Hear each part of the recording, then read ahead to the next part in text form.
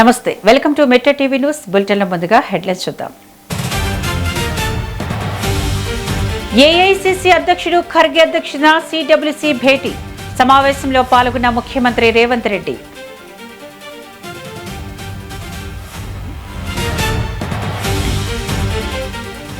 Group 1లో అక్రమాలు జరగకుండా కఠిన చర్యలు తీసుకుంటాం, ఏపీపీఎస్సీని పూర్తిగా ప్రక్షాళన చేస్తామన్న చంద్రబాబు.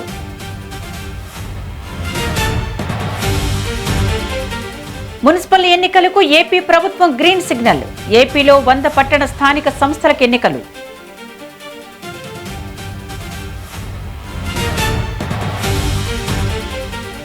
కొండా సుస్మితకు జక్కని అనిత కౌంటర్, పరకాల నీకు రాసిచ్చారా, రాజకీయ కుట్రలు మానుకోవాలని హితవు.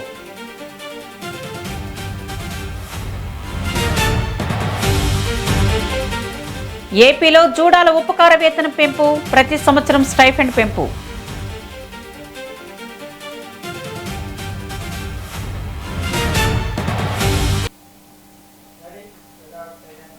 ఇక డీటెయిల్స్ చూద్దాం.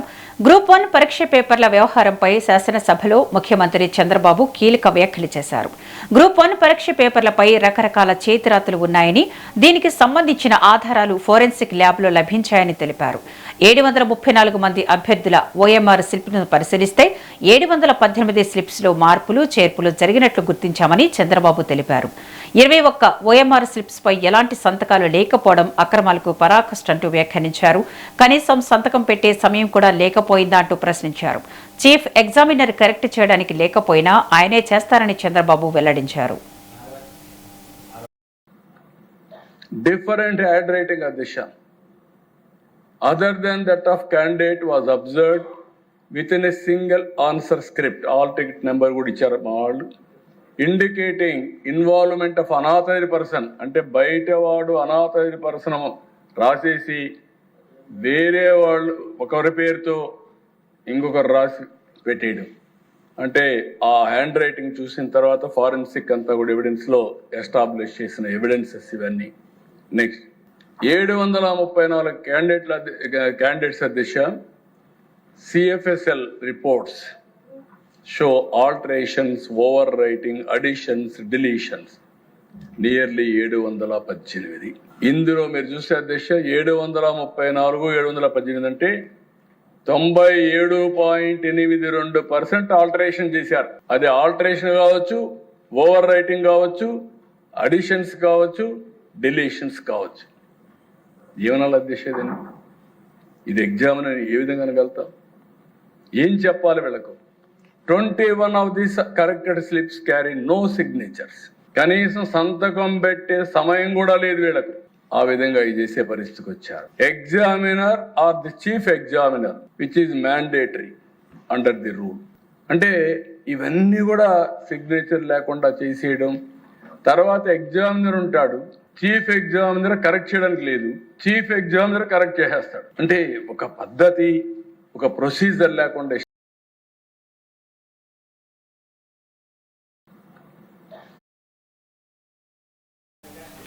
కేంద్ర కేబినెట్ కీలక నిర్ణయాలు తీసుకుంది. మొత్తం 13,041 కోట్ల విలువైన పలు మౌలిక వసతుల ప్రాజెక్టులకు ఆమోదం తెలిపింది.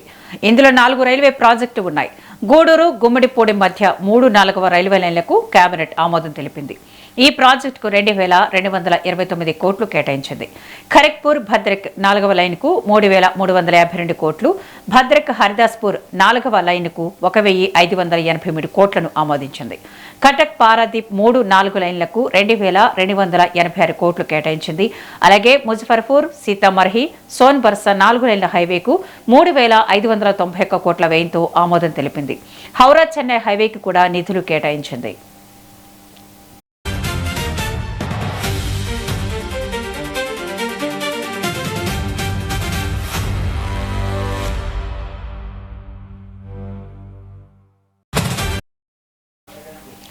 విశాఖలో డేటా సెంటర్లపై వస్తున్న విమర్శలకు అసెంబ్లీ వేదికగా చెక్ పెట్టారు మంత్రి లోకేష్. సిటీకి నీటి కొరత వస్తుందన్న ప్రచారాన్ని తప్పుపట్టారు. ప్రజలకిచ్చే నీటిని ఏమాత్రం వాడుకోబోమని తెలిపారు. 1 గిగావాట్ థర్మల్ పవర్ ప్లాంట్తో పోలిస్తే డేటా సెంటర్లు కేవలం 10వ వంతు నీటిని వినియోగించుకుంటాయని తెలిపారు. కొంతమంది డేటా సెంటర్ల మీద అనేక అపోహలు సృష్టిస్తున్నారు అధ్యక్ష. అధ్యక్ష, వాస్తవంగా ప్రజలు కూడా ఒక విషయం ఆలోచించాలి అధ్యక్ష. గూగుల్ అన్న సంస్థ విశాఖపట్నానికి మేము వస్తున్నామని ప్రకటించిన తర్వాతనే ఐటీ సంస్థలని విశాఖపట్నం వైపు చూస్తున్నాయి అధ్యక్ష. దయచేసి ఇది అందరం గమనించాల్సిన అవసరం అధ్యక్ష. కానీ అధ్యక్ష, రెండోది, ప్రతి వ్యక్తి ఈరోజు స్మార్ట్ ఫోన్ వాడుతున్నారు. ఆ స్మార్ట్ ఫోన్ లో AI is being powered by data centres. దయచేసి ఇది అందరూ గమనించాలి. It is being powered by data centres. మన సావరినిటీ కోసం ఇప్పుడున్న జియో పొలిటికల్ ఇష్యూస్ వల్ల భారతదేశంలో మనం data centres on our soil మనం చేపించుకోవాల్సిన బాధ్యత మనందరి పైన ఉంది అధ్యక్ష. ఇక్కడ ఒక విషయం అధ్యక్ష, ఇది ఎందుకో నేను చాలా ఇంపార్టెంట్ ఇష్యూ అంటున్నానంటే, 1995లో గౌరవ ముఖ్యమంత్రి చంద్రబాబు నాయుడు గారు ఆనాడు అందరం ఐటీ నేర్చుకోవాలి, సెక్రటేరియట్లో కూడా కంప్యూటరైజేషన్ రావాలని పిలిపించారు అధ్యక్ష. కంప్యూటరైజేషన్ ప్రక్రియలో ఒక ఎంప్లాయీ చనిపోయారు అధ్యక్ష. అంటే పనిచేస్తూ, అదేమి కంప్యూటర్ వల్ల చనిపోయింది కాదు, అక్కడ పనిచేస్తున్నారు కానీ గుండెపోటు వచ్చింది, పాపం చనిపోయారు అధ్యక్ష. అప్పుడున్న ప్రతిపక్షంలో ఉన్న వాళ్ళు ఏమన్నారంటే కంప్యూటర్ రేడియేషన్ ఇస్తుంది, ఆ రేడియేషన్ వల్ల ఈ ఎంప్లాయీ చనిపోయారని ఆనాటి ప్రతిపక్షంలో ఉన్న వాళ్ళు ఆరోపణలు చేస్తాం జరిగింది అధ్యక్ష. కానీ అదే కానీ ఇన్నుంటే ఆ రోజు ఆ మాట కానీ ఇన్నుంటే హైదరాబాద్ ఈ రోజు ఈ స్థాయికి వచ్చేది కాదు అధ్యక్ష. With all due respect everyone, data centre is also like that. సిటీకి కావాల్సిన నీరు మొత్తం పోలవరం ద్వారా మేము అందిస్తున్నాం. That is NDA government commitment. అంటే ఎలాంటి సందేహం లేదు. It is a matter of another 18 months తప్పనిసరిగా గ్రావిటీ ద్వారా నీరు అందిస్తాం. ప్రత్యేకంగా డేటా సెంటర్స్కి వచ్చేయల్లా డెడికేటెడ్ పైప్ లైన్స్ ద్వారా వాళ్ళకి నీరు అందిస్తున్నాం తప్ప ఎక్కడ సిటీ ఇన్ఫ్రాస్ట్రక్చర్ సిటీ నుంచి పైప్ లైన్స్ తీసుకుని సామాన్యులకి వెళ్లాల్సిన నీరుని మేము ఎక్కడ డైవర్ట్ చేయట్లేదు. దయచేసి ఇది గమనించాల్సిన అవసరం. సో ఈ రోజు మేము చాలా స్పష్టంగా డేటా సెంటర్స్ మేము చెప్పింది ఏంటంటే minimum 70% of the energy should be green energy, అంటే solar, wind, pump storage projects ద్వారా వస్తున్న ఎనర్జీ వాళ్ళు వినియోగించాలని మేము చెప్పాం అధ్యక్ష. దానికి కావాల్సింది కూడా ప్రత్యేకంగా అధ్యక్ష వాళ్ళకి డిస్ట్రిబ్యూషన్ లైసెన్స్ కూడా బహుశా భారతదేశంలో ఏ రాష్ట్రం చేయలేదు అధ్యక్ష. గౌరవ మంత్రి గారి నాయకత్వంలో, గొట్పాటి రవి గారి నాయకత్వంలో అధ్యక్ష ప్రత్యేకంగా డిస్ట్రిబ్యూషన్ లైసెన్స్ కూడా మేము ఇచ్చాం అధ్యక్ష for this particular purpose. Stanford university ఎక్కడైతే ఉంటుందో దాని దగ్గర డేటా సెంటర్ పెట్టారు అధ్యక్ష. నేను స్వయంగా చూశాను అధ్యక్ష.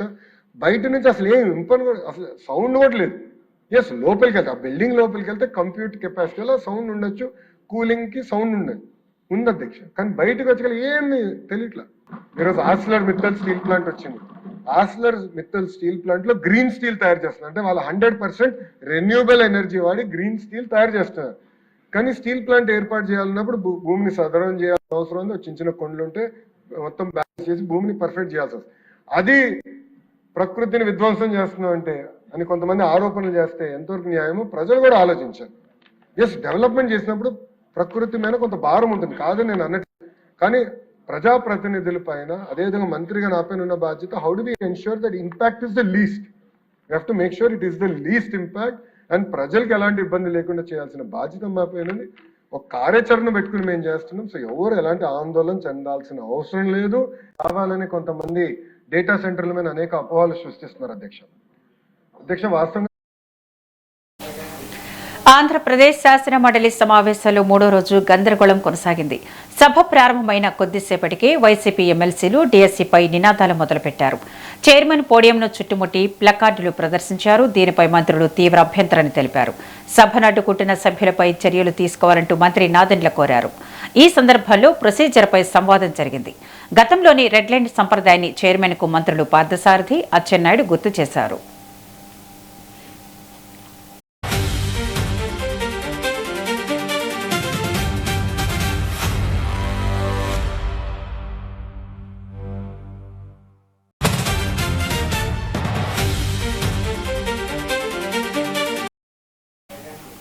తెలంగాణ సీఎం రేవంత్ రెడ్డిపై మంత్రి కొండా సురేఖ కూతురు సుస్మిత ఫైర్ అయ్యారు.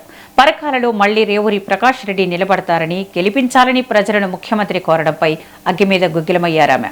పచ్చ కాంగ్రెస్ వర్సెస్ అచ్చ కాంగ్రెస్ అన్నట్టు పరిస్థితి మారిపోయిందన్నారు. రేవూరితో రాజీనామా చేయించండి, నేను నిలబడతా, ఎవరు గెలుస్తారో చూద్దామంటూ సూటిగా సీఎంకే సవాల్ విసిరారు. తన తల్లిదండ్రులు కొండా సురేఖ, మురళి మంచివాళ్లు కాబట్టి ఏమీ మాట్లాడలేదని, తాను అలా కాదంటూ సుస్మిత కామెంట్ చేశారు.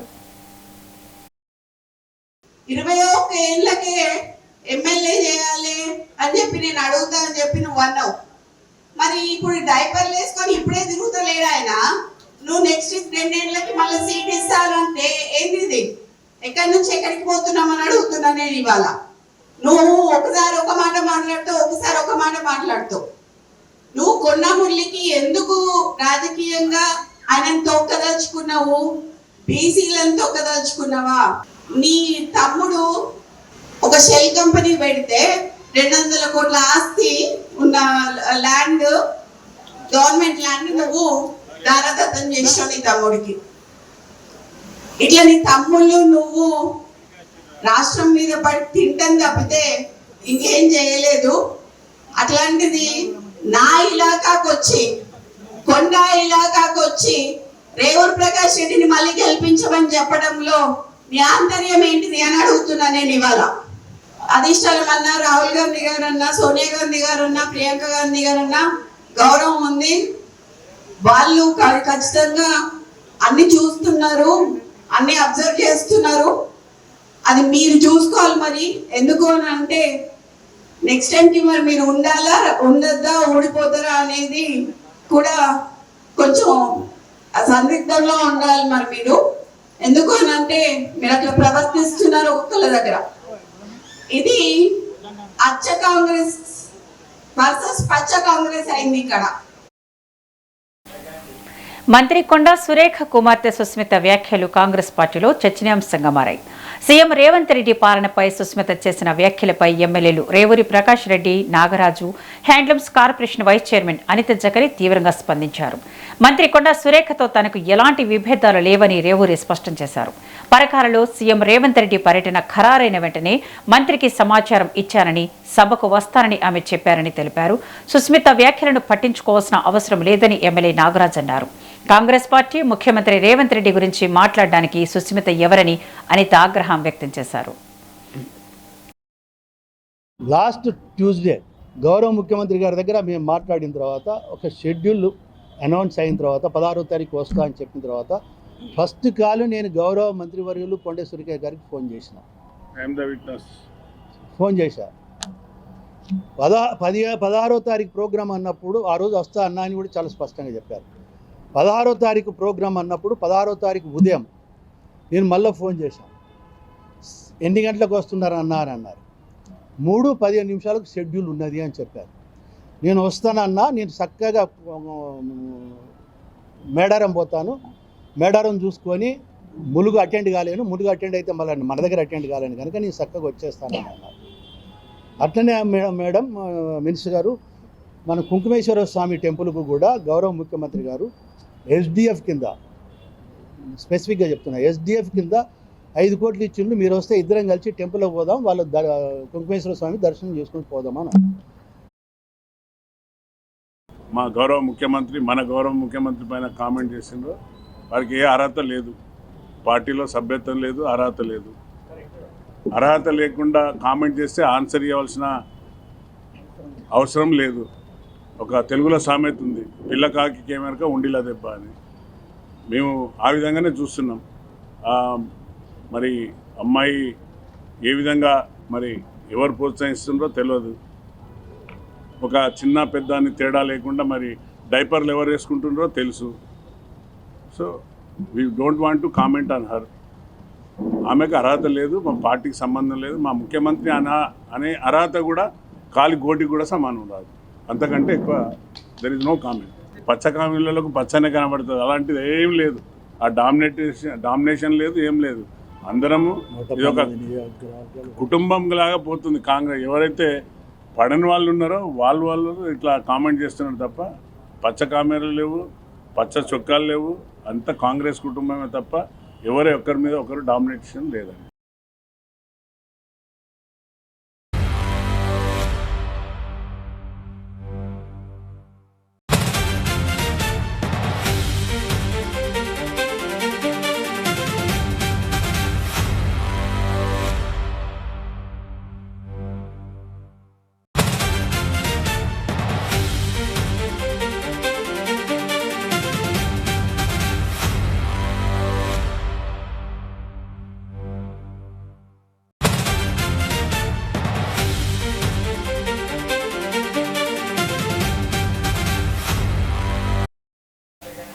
బులెటిన్లో బ్రేకింగ్ న్యూస్ చూస్తున్నాం. కాంగ్రెస్ పార్టీలో క్రమశిక్షణ ఉల్లంఘనపై టీపీసీసీ క్రమశిక్షణ కమిటీ సీరియస్ గా వ్యవహరించింది. ఎల్బీ నగర్ కాంగ్రెస్ సీనియర్ నేత జకిడి ప్రభాకర్ రెడ్డిని సస్పెండ్ చేస్తూ ఆదేశాలు జారీ చేసింది.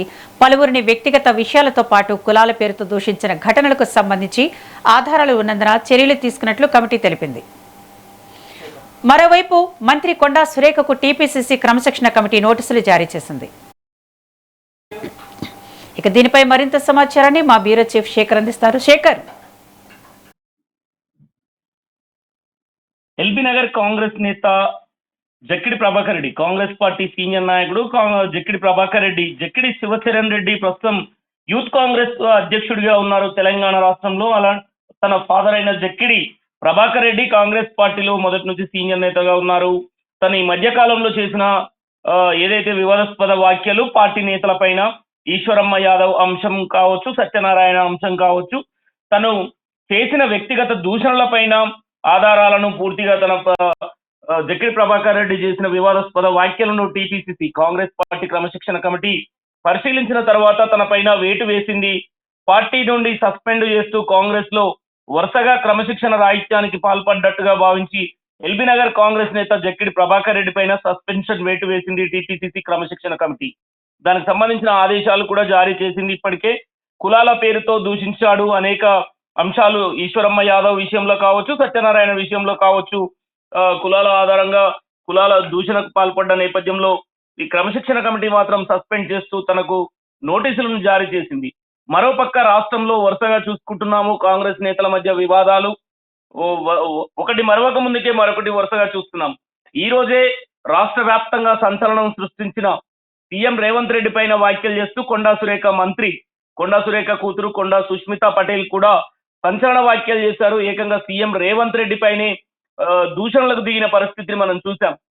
అంతేకాకుండా పరకాల ఎమ్మెల్యే రేవూరి ప్రకాష్ రెడ్డి పైన కూడా అనుచిత వ్యాఖ్యలు చేయడం పైన, దీనిపైన కూడా కాంగ్రెస్ పార్టీ చాలా సీరియస్ తీసుకున్నది. కాంగ్రెస్ పార్టీ క్రమశిక్షణ కమిటీ కొండా సురేఖకు నోటీసులు ఇచ్చింది. దానిపైన వివరణ ఇవ్వాల్సిందిగా, 3 రోజుల్లో వివరణ ఇవ్వాల్సిందిగా కొండా సురేఖకు కూడా క్రమశిక్షణ కమిటీ నోటీసులు ఇచ్చింది. దానికి సంబంధించి అంతేకాకుండా నిన్నీ మధ్య కూడా మనం చూసుకున్నాము వనపర్తి విషయంలో, Wanaparthy MLA Thudi Megha Reddy versus senior నాయకులు చిన్నారెడ్డి ఇద్దరి మధ్య వివాదం గాంధీ భవన్ కు కూడా చేరుకున్న పరిస్థితి, తారాస్థాయికి చేరుకుంది. అక్కడ కూడా ఎమ్మెల్యేల పైన తూడి మేఘారెడ్డి పైన, వనపర్తి ఎమ్మెల్యే తూడి మేఘారెడ్డి పైన అక్కడే స్థానిక నేత చిన్నారెడ్డి కూడా సంచలన వ్యాఖ్యలు చేశారు. తను మేఘారెడ్డి ఏకంగా టీపీసీసీ చీఫ్ ను కలిసి ఏదైతే చిన్నారెడ్డి చేసిన వ్యాఖ్యల పైన కూడా ఫిర్యాదు చేశారు. దాని క్రమశిక్షణ కమిటీకి కూడా ఫిర్యాదు చేశారు. ఈ నేపథ్యంలో దానిపైన కూడా చిన్నారెడ్డి వివరణ ఇవ్వాల్సిందిగా చిన్నారెడ్డికి కూడా నోటీసులు ఇచ్చింది. అంటే దీన్ని బట్టి చూస్తే కాంగ్రెస్ పార్టీలో వరుస వివాదాలు, వరుసగా రోజు జరుగుతున్న వ్యక్తిగత ఒకరిపైన నేతల మధ్య గొడవలు, పంచాయతీలు రోజుకో తీరుగా, మందుల శామ్యుల్ అంశం కావచ్చు, రాజగోపాల్ రెడ్డి అంశం కావచ్చు, ఇలా వరుసగా పార్టీ నేతల మధ్య గొడవల పైన కాంగ్రెస్ పార్టీ మాత్రం ఒక కఠినమైన నిర్ణయం తీసుకుందని చెప్పొచ్చు. జక్కిడి ప్రభాకర్ రెడ్డిని సస్పెండ్ చేస్తూ తీసుకున్న నిర్ణయంతో కాంగ్రెస్ పార్టీలో మిగతా నేతలు కూడా క్రమశిక్షణ రాహిత్యానికి పాల్పడితే కఠిన చర్యలు ఉంటాయి అనేది పార్టీ ఉపేక్షించదు, పార్టీ సస్పెండ్ చేస్తుంది, అవసరం కంటే చర్యలు తీసుకుంటుంది అనే విషయంతో జక్కిడి ప్రభాకర్ రెడ్డిని సస్పెండ్ చేస్తూనే మరోపక్క వరుసగా గొడవలు అవుతున్న వనపర్తి అంశం కావచ్చు, వరంగల్ అంశం కావచ్చు, నోటీసులు టీపీసీసీ క్రమశిక్షణ కమిటీ మాత్రం నోటీసులు ఇచ్చింది. వాళ్ళని వివరణ ఇవ్వాల్సిందిగా కోరుతున్నది Vidya. Thank you Shekhar.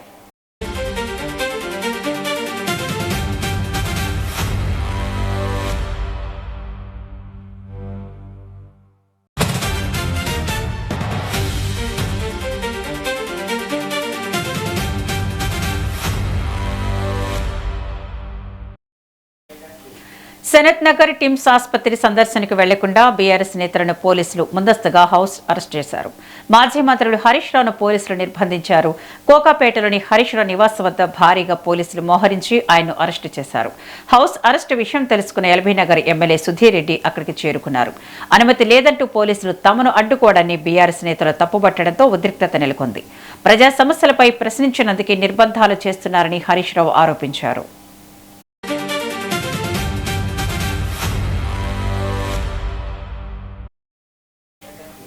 Hyderabad Banjara hills లో తెలంగాణ రక్షణ సేన కార్యాలయంలో పార్టీ చీఫ్ కల్వకుంట్ల కవిత కీలక సమావేశం నిర్వహించారు. పార్టీ పార్లమెంట్ అసెంబ్లీ నియోజకవర్గాల ఇన్ఛార్జీలు ముఖ్య నాయకులతో సమావేశమైన కవిత సామాజిక న్యాయ తెలంగాణ సాధన కోసం పార్టీ శ్రేణులకు దిశానిర్దేశం చేశారు. పార్టీ ప్రధాన ఎజెండా పాంచజన్యంను ప్రతి ఇంటికి తీసుకువెళ్లాలని నాయకులకు సూచించారు. సామాజిక న్యాయ తెలంగాణ సంకల్పాన్ని ప్రజలకు విస్తృతంగా తీసుకువెళ్లేందుకు రాష్ట్ర వ్యాప్తంగా సంకల్ప సభలు నిర్వహించాలని పిలుపునిచ్చారు.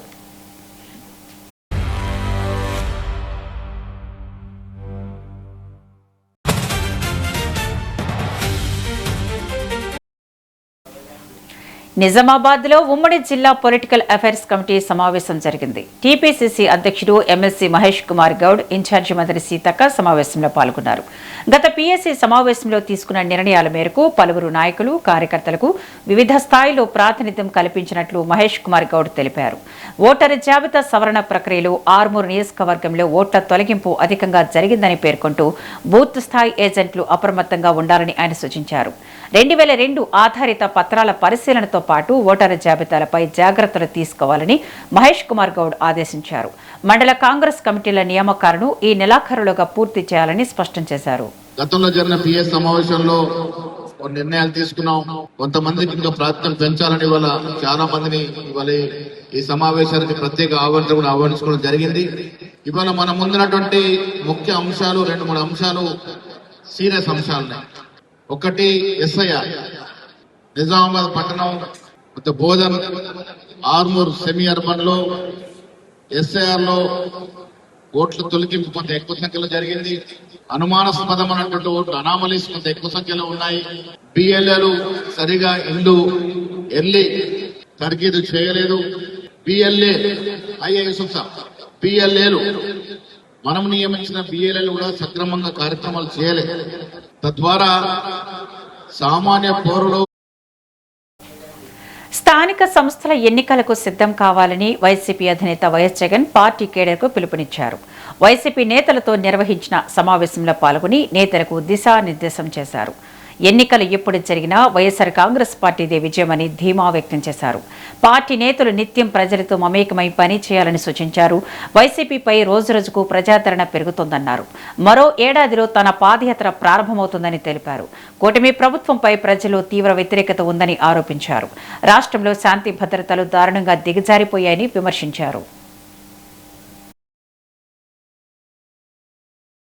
ఎవ్వరూ సంతోషంగా లేరు చంద్రబాబు నాయుడు గారి హయాం.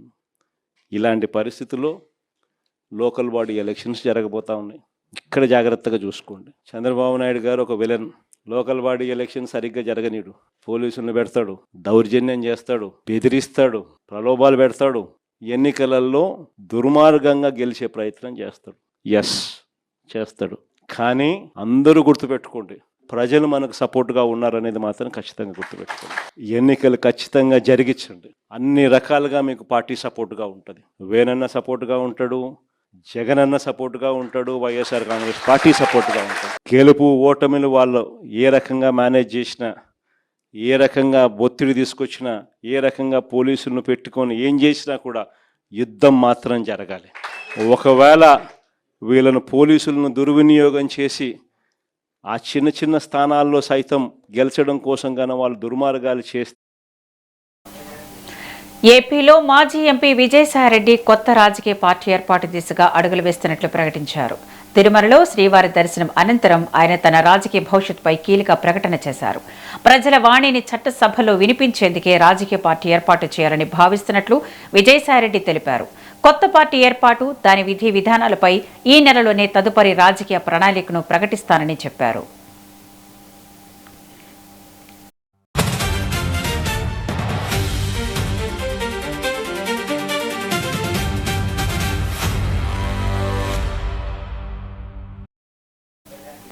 బీసీల విషయంలో టీడీపీది సెల్ఫ్ డబ్బా అని, బీసీలకు నిజమైన నేస్తం కాంగ్రెస్ పార్టీ అని తులసిరెడ్డి అన్నారు.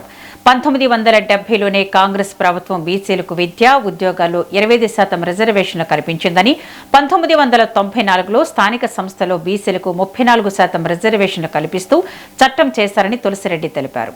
బీసీల కోసం కమిషన్, కార్పొరేషన్, డైరెక్టరేట్, హాస్టళ్లు, గురుకులాలు, స్కాలర్షిప్లు వంటి అనేక కార్యక్రమాలు కాంగ్రెస్ హయాంలోనే అమలయ్యాయని ఆయన పేర్కొన్నారు. టీడీపీకి నిజంగా బీసీలపై ప్రేమ ఉంటే చంద్రబాబు స్థానంలో బీసీ అభ్యర్థిని ముఖ్యమంత్రిని చేయాలని తులసిరెడ్డి సవాల్ చేశారు.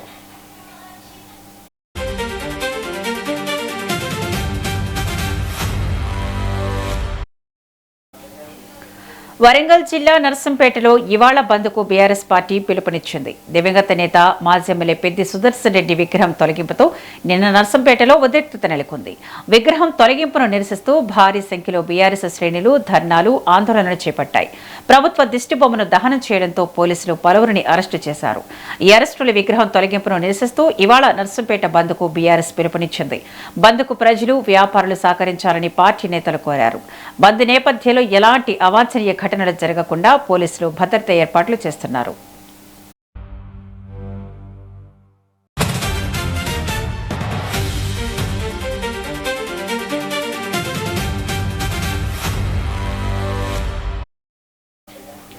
ఆన్లైన్ బెట్టింగ్ యాప్ వ్యవహారంలో హీరోయిన్ నిధి అగర్వాల్ ఈడీ విచారణ ముగిసింది. ఈడీ కార్యాలయానికి నిధి అగర్వాల్ తన బ్యాంక్ స్టేట్మెంట్లను తీసుకువెళ్లారు. బెట్టింగ్ యాప్స్ కు ప్రమోషన్ చేసినట్లు ఆమెపై ఆరోపణలు ఉన్నాయి. ప్రమోషన్ కు ప్రతిఫలంగా హవాలా మార్గంలో డబ్బులు తీసుకున్నట్లు ఆరోపణలు ఉండగా ఆ మొత్తాలను లెక్కల్లో చూపించలేదని ఈడీ అభియోగాలు పరిశీలిస్తున్నట్లు తెలుస్తోంది.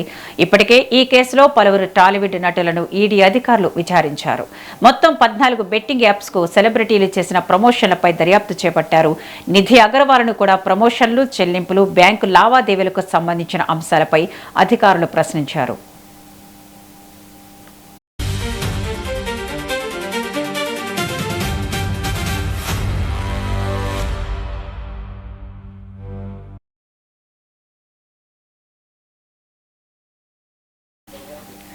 నల్గొండ జిల్లాలో సంచలనం సృష్టించిన Kondamallepally Nagarjuna grammar concept school principal Rupa Reddy హత్య కేసును పోలీసులు ఛేదించారు.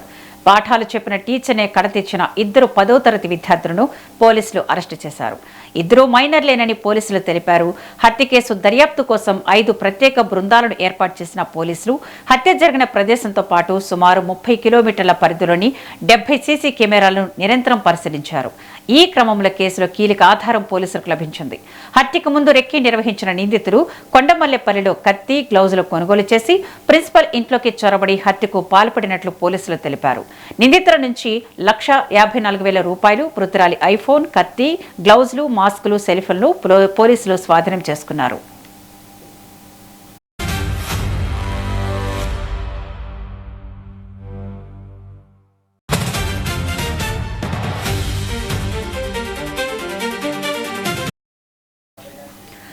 ఏఐసీసీ అధ్యక్షులు మల్లికార్జున ఖర్గే అధ్యక్షతన కాంగ్రెస్ వర్కింగ్ కమిటీ సిడబ్ల్యూసీ సమావేశం నిర్వహించారు.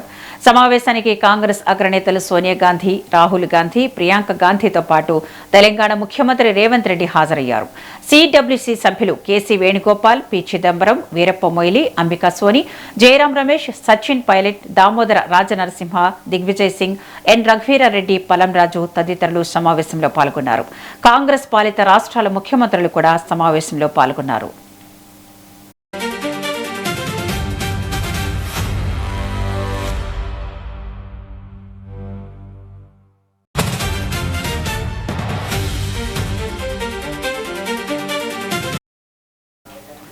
హైదరాబాద్ లో పాకిస్తాన్ ఐఎస్తో సంబంధాలున్నట్లు అనుమానిస్తున్న షహబాజ్ భట్టి నెట్వర్క్ ఎస్బీఎన్ జాడలు వెలుగులోకి వచ్చినట్లు సమాచారం. హైదరాబాద్, సైబరాబాద్ కమిషనరేట్ పరిధిలో గతంలో అరెస్టైన 2 యువకులకు ఈ నెట్వర్క్ తో సంబంధాలు ఉన్నట్లు దర్యాప్తు సంస్థలు గుర్తించినట్లు తెలుస్తోంది. దేశవ్యాప్తంగా ఉగ్రదాడులకు కుట్ర పన్నిన కేసులో 14 రాష్ట్రాలకు చెందిన 250 మందిని అరెస్టు చేసినట్లు కేంద్ర హోంమంత్రి అమిత్ షా ప్రకటించారు.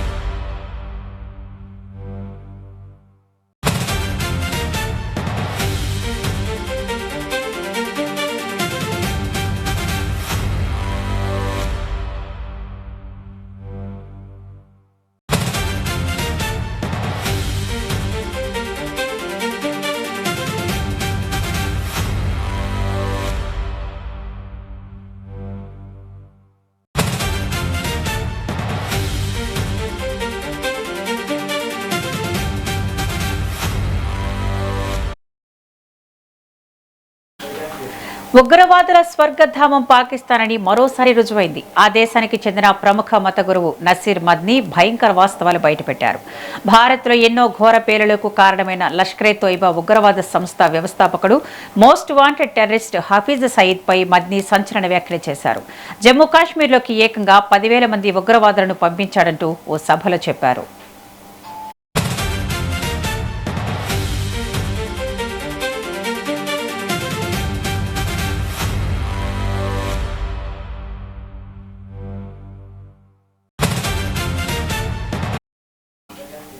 ఉత్తరప్రదేశ్లో భారీ వర్షాలు బీభత్సం సృష్టిస్తున్నాయి. పలు ప్రాంతాల్లో ఎడతెరిపి లేకుండా వర్షాలు కురుస్తుండటంతో జనజీవనం అస్తవ్యస్తంగా మారింది.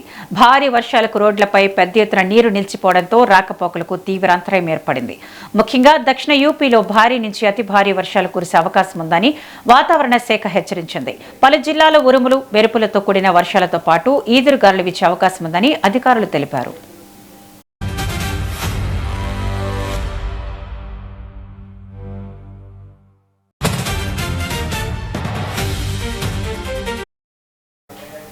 మధ్య ప్రాచ్యంలో ఉద్రిక్తతలు మరింత ముదురుతున్నాయి. ఇరాన్తో వాణిజ్య, ఆర్థిక సంబంధాలపై యునైటెడ్ అరబ్ ఎమిరేట్స్ కీలక నిర్ణయం తీసుకుంది.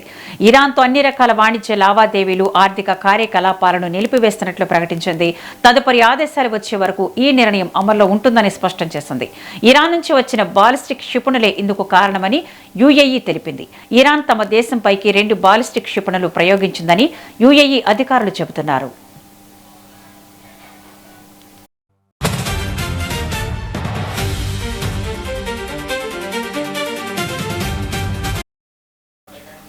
ఇవి బులెటిన్ అప్డేట్స్. మరిన్ని అప్డేట్స్ కోసం చూస్తూనే ఉండండి మెట్రో టీవీ.